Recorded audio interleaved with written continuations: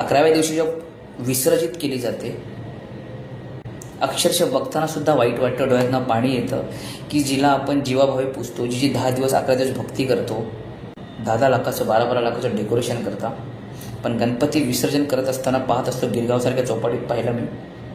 आज 8 तारीखला जाऊन पाहिलं मी आणि भारतीय स्वराज्य सेनेचे आमचे सगळे शिलेदार गेले होते, पाहिलं मूर्तीचं विसर्जन पाहतोय की असं ढकललं जाते त्या मूर्तीला,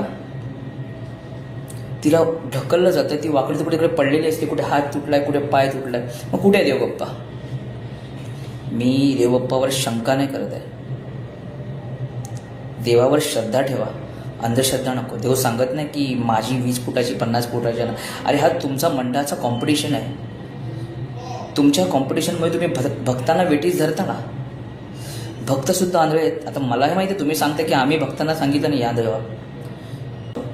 आपल्या घरात गणपती आहे, तो 1 फुटाचा 2 फुटाचा असो, तो गणपतीसुद्धा श्रद्धाळू आपण त्याच्यावर पूजा करतो.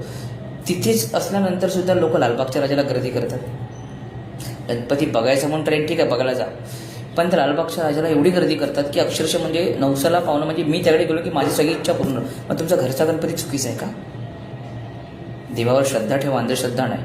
या गोष्टी का सांगतोय? आज मोठे हे सगळं गिरगावची घाण जेव्हा साफ करत असताना महानगरपालिका ते पाहिलंय की तिथे लोक त्या मूर्त्यांना तोडतायत आणि कचऱ्याच्या डब्यात टाकतायत. म्हणजे तुम्ही 11-15 दिवस पूजा करताना, लाख रुपये खर्च करताना, 10-15 लाख रुपये, मग विसर्जनला का नाही करू शकत? जर ती तुमची अवकात नसेल तर आमच्या बाप्पाचं विटंबना करू नका, देवाची विटंबना करू नका.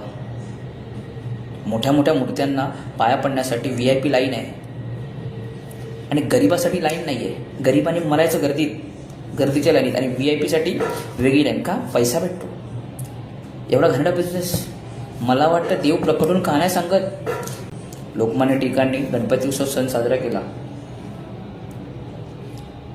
समाज परिवर्तन व्हावं, एकत्र व्हावं त्यासाठी.